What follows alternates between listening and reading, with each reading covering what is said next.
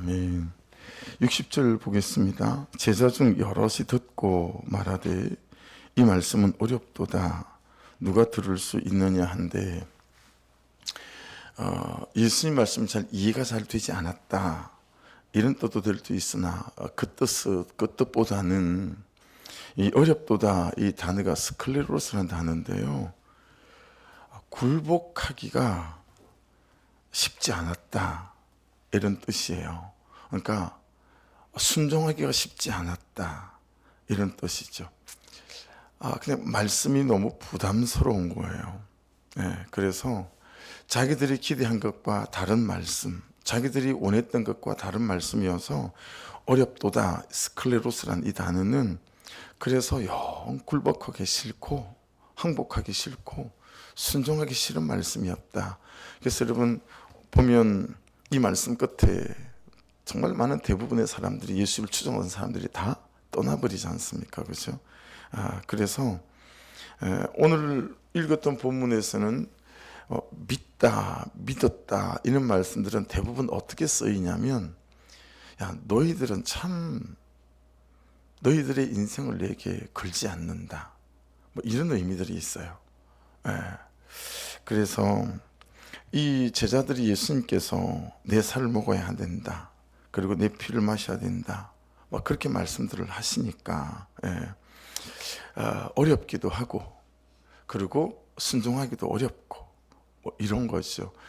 예수님께서 내 살과 피를 마셔야 된다라고 말씀하시는 건 어떤 거죠?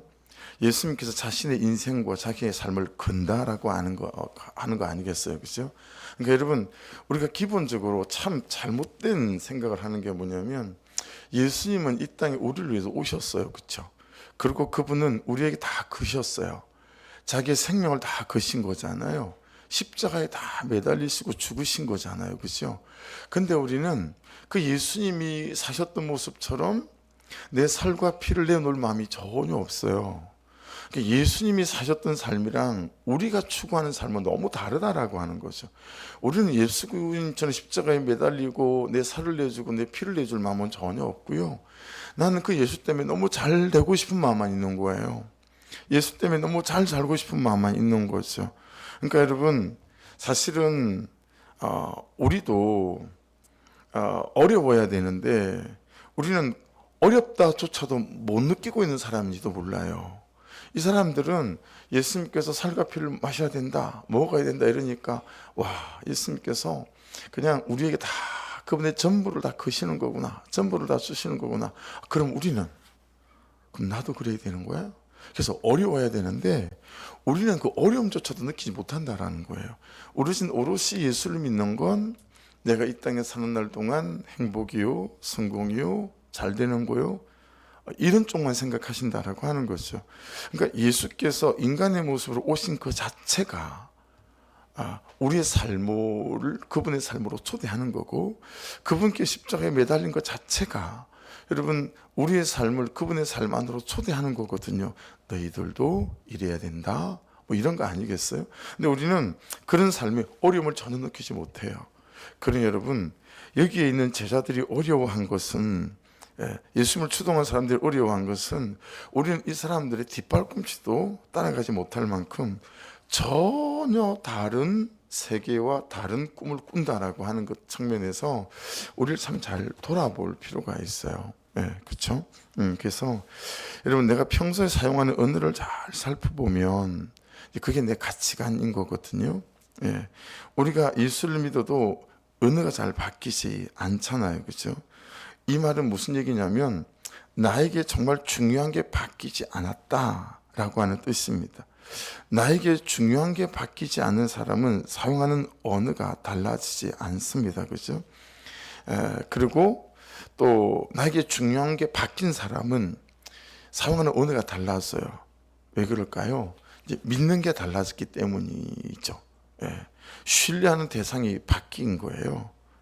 그러니까 여러분 다윗이 골리앗한테 너는 칼과 단창으로 내게 나오지만 나는 만군의 여호와 이름으로 나아간다, 그러고 나아가지 않겠어요? 다들 칼하고 창을 신뢰하는 거예요. 근데 다윗은 뭘 신뢰하는 거죠? 만군의 여호와 이름을 신뢰하는 거예요. 보세요. 사용하는 언어도 돈이고, 신뢰하는 대상도 돈이고, 중요한 것도 돈이고, 사용하는 언어도 맨날 나예요. 사용하는 언어를 보면 계속 나중심이에요. 예, 마음을 쓰는 것도 보면 다 나중심이에요. 손해볼 마음이 전혀 없죠. 신뢰하는 대상도 나예요. 다른 사람은 별로 신뢰가 안 돼요. 그래서 항상 다른 사람을 틀렸다라고 말하죠. 그게 그렇게 생각하는 다른 게 아니, 다른 사람의 생각이나 이런 걸 존중하지도 않죠. 그냥 사용하는 언어도 내 중심, 신뢰하는 대상도 나고, 그리고 중요한 것도 나예요. 내가 중요하지 다른 사람의 생각과 가치관들이 별로 중요하지 않은 거죠. 그래서 여러분 항상 무서워요. 항상 염려가 한 몸처럼 붙어 다니고요, 두려움이 수시로 손님처럼 찾아온다라는 거예요. 근데 여러분, 신뢰의 대상이 만군의 여호와가 되어지게 되면 이제 현실에 압도당하던 내가, 맨날 현실이 휘둘리던 내가 오히려 현실이 손을 못 대는 사람이 되어지기 시작하죠. 현실로 겁을 주기 시작하면 너무 잘 먹혔어요. 건강으로 막 겁을 주기 시작하면 너무 잘 먹혔어요. 근데 현실로 겁을 줄 수 없는 사람이 되어져 간다라고 하는 것이죠. 달라지지 않는 현실이나 변화되지 않는 그 사람 별로 관계가 없습니다. 왜냐하면 그가 신뢰의 대상이 현실이 아니에요. 사람도 신뢰의 대상이 아닌 거죠. 그냥 내 신뢰의 대상이 하나님이시기 때문에 그냥 하나님 보고 뚜벅뚜벅 걸어가는 거예요. 그리고 하나님 보고 그냥 살아가는 거죠. 그러니까 현실이 별로 이 사람을 손을 대기가 어려운 거죠.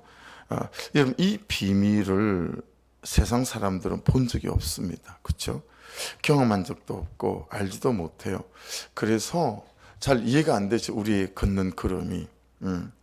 그러니 여러분, 이런 사람들은 예수 그리스도의 비밀을 알지도 못하고 경험하지도 못한 사람들은 어떨까요? 예수님의 이런 말씀들이 잘 들리지 않죠. 무슨 말씀인지 잘 알아듣지도 못하죠. 소리는 들리는데 뜻은 잘 깨닫지 못하는 거니까요. 그래서 어떻게 되는 거죠? 항상 수군거려요. 여러분, 그게 지금 60절에 나오는 제자들이 이 말씀에 대하여 수군거리는 줄 아시고 있잖아요.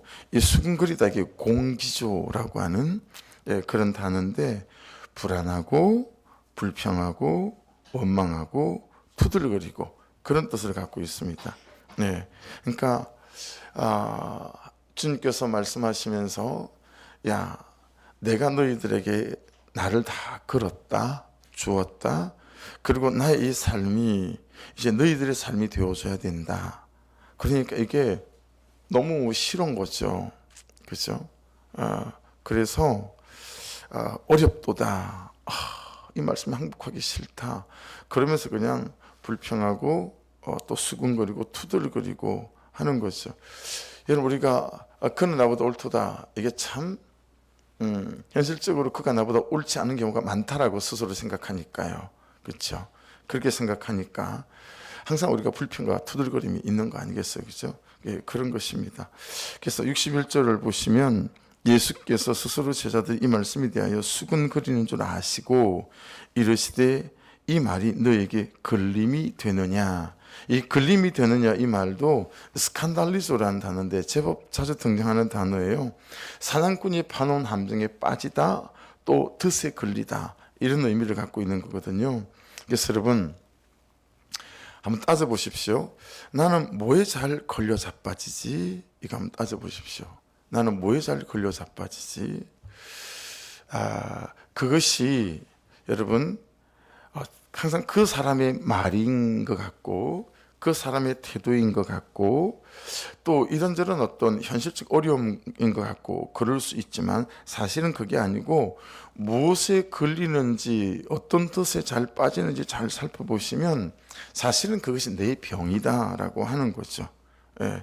말씀이 지금 그 부분을 만지시기 원하신다라고 하는 거죠. 그래서 그 부분을 만지기 원하시는데 우리는 그걸 내놓기가 싫은 거죠. 그걸 포기하기 싫은 거죠. 그래서 그 부분을 말씀이 들어와서 나를 만지시고 고치시기 원하지 않는다 라고 하는 거죠. 이게 펄쩍 뛰는 거죠. 펄쩍 뛰면서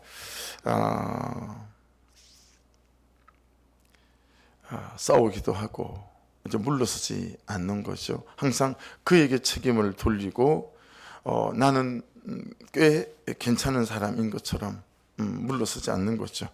그래서 여러분, 내가 원하지 않는 것이고 하지만 말씀은 원하는 것이다 라고 보시면 될 것 같아요. 하기 싫은 것이고 하지만 말씀은 하기 원하시는 거다 라고 하는 거죠. 그래서 막 걸림이 되는 거, 이상하게 저 말씀은 불편하고 이상하게 저 사람의 그런 태도는 나에게 불편할 때마다 여러분 항상 나를 잘 살피는 것들이 필요하겠다. 하나님께서 나의 이 부분들을 만지시기 원하시는 거구나 한번 생각해 보십시오. 요즘 남편이든 아내든 자녀이든 또는 동료이든 그 사람과의 관계에서 어떤 것 때문에 이렇게 다툼이 있는지 또 갈등 구조가 있는지 여러분 이렇게 잘 살펴보시게 되어지게 되면 그 부분이 하나님께서 나를 만지시기 원하시는 부분이다 라고 보고, 그리고 자꾸 그런 일들을 통해서 하나님께서 나에게 나의 성품이든 태도이든 하는 말이든 이런 부분에서 바꾸길 원하시는 부분이 있다라고 하는 것들을 우리가 깨달을 수 있습니다. 그러면서 여러분 62절을 보십시오. 그러면 너희는 인자가 이전 있던 곳으로 올라가서 본다면 어떻게 하겠느냐. 여러분 이건 성천이잖아요. 그럼 그 성천이기 이전에 뭐가 있어야 되어지죠?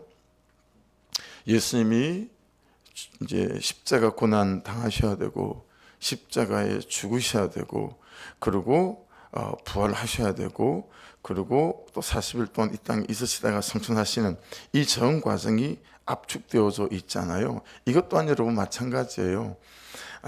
야, 살과 피를 먹고 마시는 것도 만일에 어려우면 정말 내가 너희들의 구원을 위해서 십자가에 온전히 죽고 또 다시 살고 또 다시 성천하고 그리고 다시 세컨 카밍 재림하고, 여러분 이 모든 것이 어때요?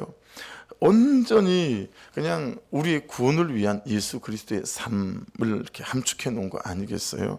그래서 야, 그러면 이것도 안 되면 여기까지 너의 삶이 정말 이 복음의 인생을 거는 삶, 말씀을 따라가는 삶이 가능하겠니? 이런 질문으로 해석될 수 있다라고 하는 것입니다.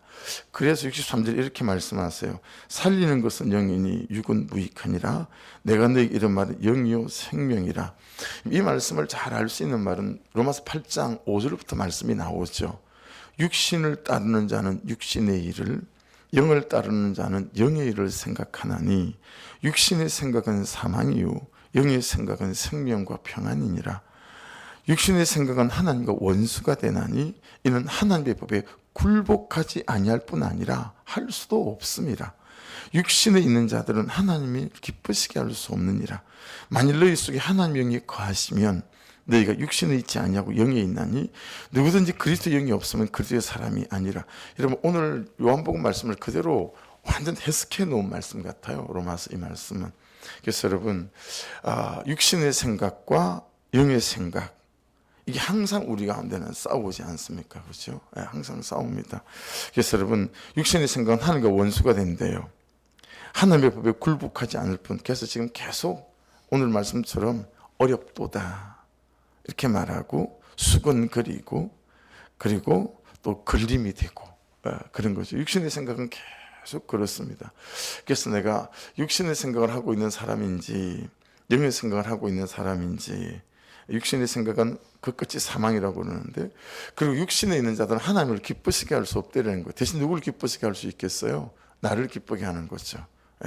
그래서 정말 내 시간과 내 삶을 통해서 한 걸음 한 걸음씩 내 인생을, 내 존재를 하나님 그분께 걸어가는 사람인지, 말씀에 내 인생을 거는 사람인지, 어떻게 하든 여전히 아직도 내 중심이 되어져서 말씀이든 무엇이든 그것들을 통해서 오히려 내가 잘 되어지는 삶에 내 인생의 초점과 신앙의 초점이 있는 사람인지 이걸 살펴야 되겠다라고 하는 거죠. 그래서 육신에 있는 사람은 자기를 기쁘게 할 수 있을지는 모르나 하나님을 기쁘시게 할 수는 없다라고 하는 거. 우리 주님의 이 모든 삶이 하나님을 기쁘시게 하는 삶이다라고 하는 것을 말씀할 수 있습니다. 64절부터 67절까지를 보시면 그러나 너희 중에 믿지 아니하는 자들이 있느니라 하시니, 이건 여러분 다 그냥 아까 말씀드린 것처럼 정말 너희는 너희의 존재와 인생을 나에게 걸지 않는다, 이런 뜻이에요. 이는 예수께서 믿지 아니하는 자들이 누구며 자기를 팔 자가 누구인지 처음부터 아심이러라. 그래서 갖고 우리는 신앙을 팔고 복음을 팔고 예수를 팔아서 온전히 나를 잘되게 하는 삶, 결국 여러분 우리가 가룟 유다의 삶의 한복판에 서 있는 사람이다 라고 하는 것을 알 수 있어요. 또 이르시되 65절 그러므로 저는 너에게 말하기를 내 아버지께서 오게 하여 주지 아니하시면 누구든지 내게 올 수 없다 하였노라 하시니라. 그러니까 여러분 정말 우리에게 은혜가 필요한 사람이고요, 우리가 은혜를 구해야 될 사람이고, 그리고 주님 저 좀 불쌍히 여겨주시고 긍휼히 여겨주를 살려주십시오. 그리고 성령을 얼마나 사모해야 되는 사람인지를 알 수 있는 대목인 거죠. 66절을 보십시오. 그때부터 그의 제자 중에서 많은 사람이 떠나가고 다시 그와 함께 다니지 아니하더라. 예수께서 이제 이때부터는 입만 뻥긋 하시면 야, 네 인생을 걸어야 된다, 이게 뭔가 잘못된 거예요. 그렇죠? 자기들이 추구하고 원하던 것과 다르다라고 하는 거죠. 그래서 여러분, 저하고 여러분 정도 좀 되는 분들이 여전히, 그렇죠?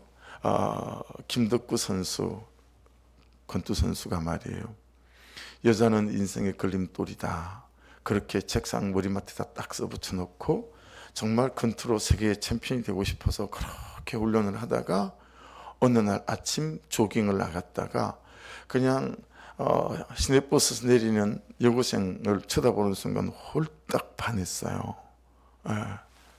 그리고 그 여고생이 이제 시내버스에 도착할 시간에 거기 가서 그 시내버스를 쫓아서 이제 조깅하는 거예요.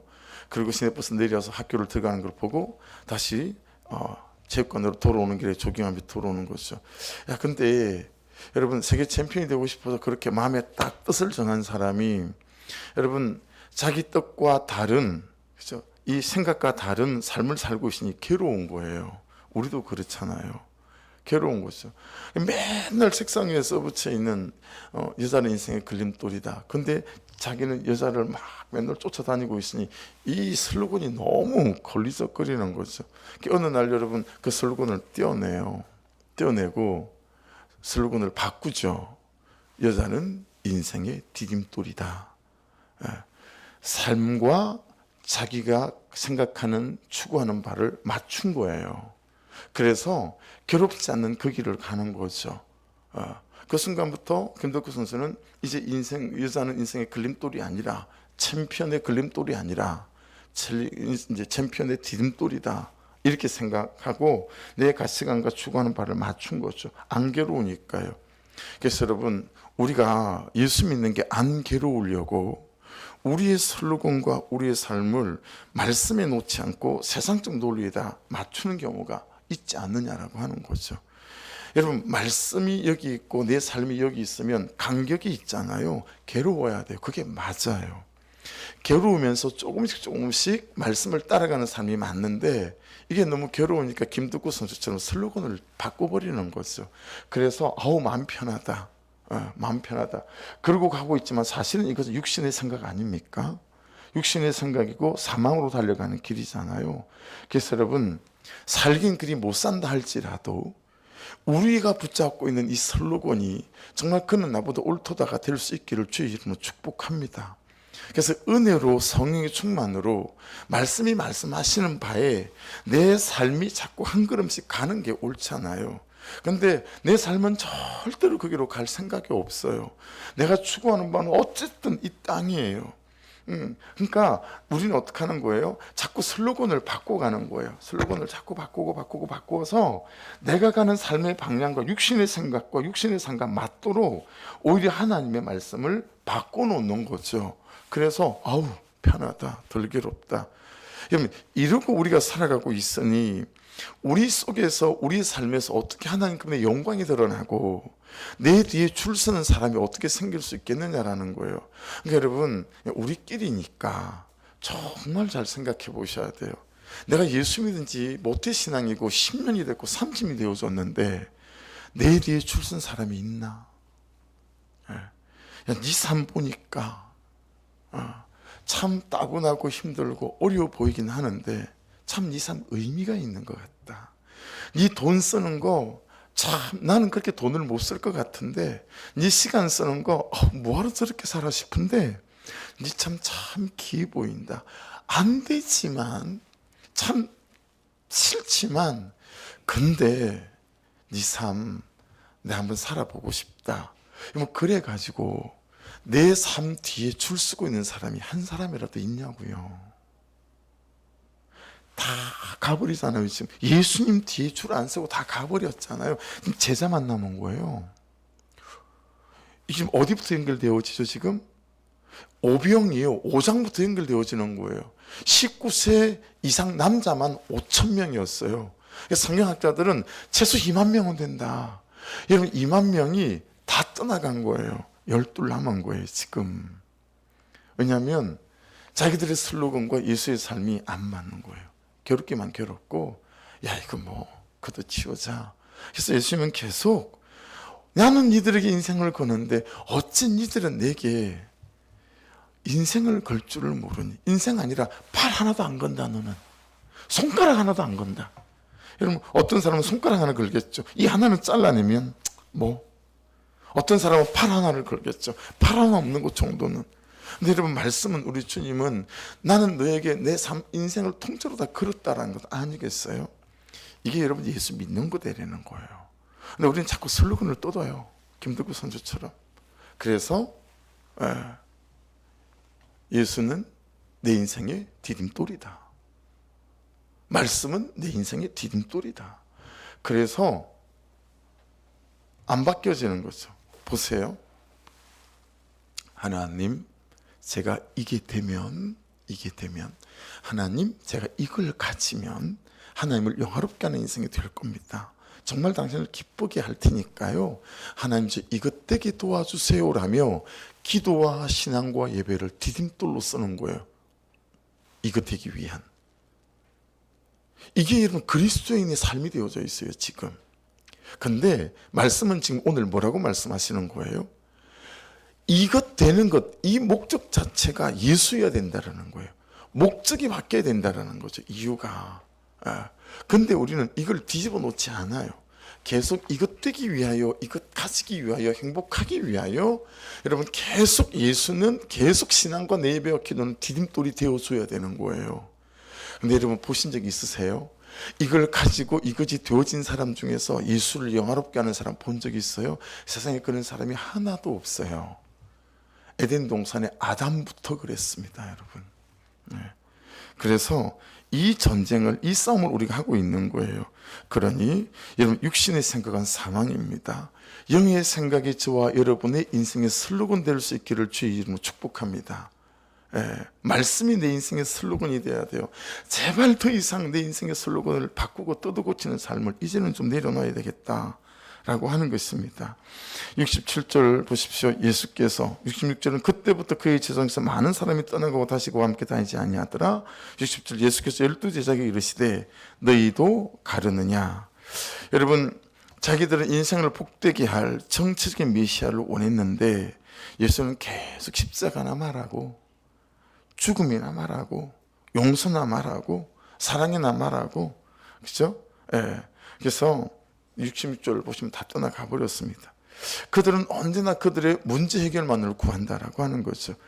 이 문제만 해결되면 당장의 현실이 너무 중요하다라고 하는 거죠. 문제 해결만을 구하는 나에게 여전히 하나님의 뜻은 잘 알지도 못하고 예수를 파는 가룟 유다가 곧 내 모습이다.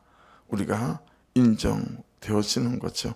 그래서 예수께서 12제자에게 이르시되 너희도 가리느냐 이 말은 어떤 거예요? 야 쟤들 전부 다 자기 인생 나한테 걸기 싫단다. 니들도 네 인생 나한테 걸기 싫은 거지? 이렇게 말씀하시는 거죠. 여러분에게 적용해 보십시오.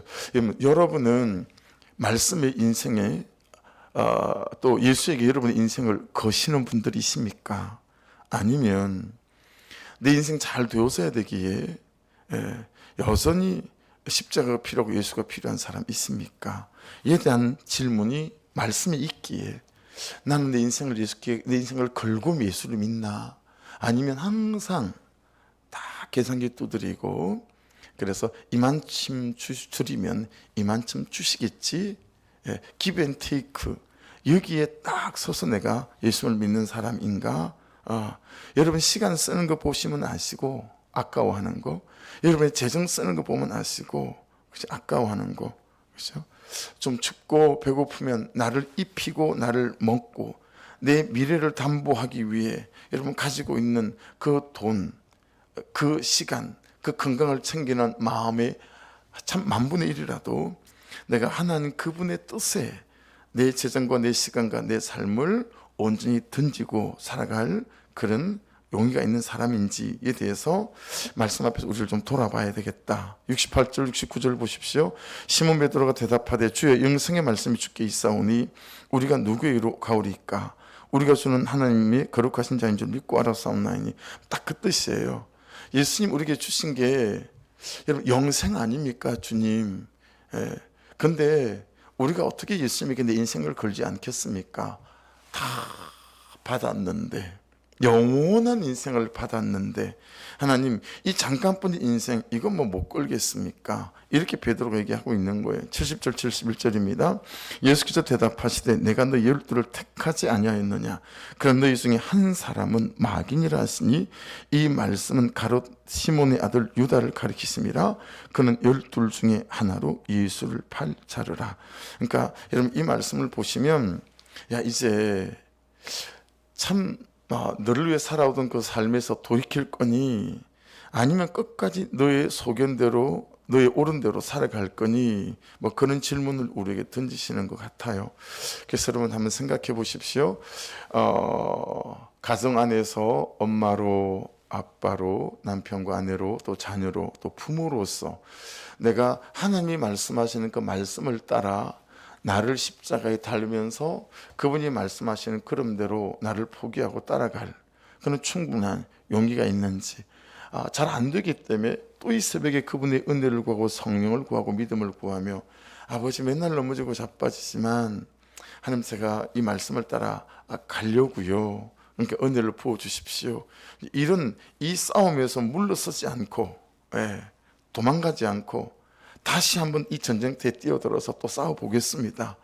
이런 의지를 가지고 살아갈 건지 아니면 여전히 하나님 이것만 되면 이것만 주시면 이라고 예수 그리스도를 이 복음을 디딤돌 삼아 내가 살아갈 그런 사람으로 살아갈 건지 이렇게 나의 신앙의 현주소와 내 슬로건의 현주소, 내 삶의 현주소를 잘 살펴서 여러분 이 새벽에 내가 예수님에게 손가락 하나만 맨날 걸고 있는 사람은 아닌지 정말 내 존재적으로다가 내 인생을 통째로 그분께 온전히 내어드리고 주님 여기 있어요 라며 그분의 말씀을 쫓아 내 인생을 그분에게 온전히 항복시키고 그분이 원하시는 대로 살아갈 사람인지 이런 말씀에 비추어 나를 돌아보시고 나는 혹시 계속 가룟 유다로 살아갈 사람 아닌지 비록 3번씩 예수를 부인했지만 온순을 마가의 다락방에 그 성령의 임함을 통하여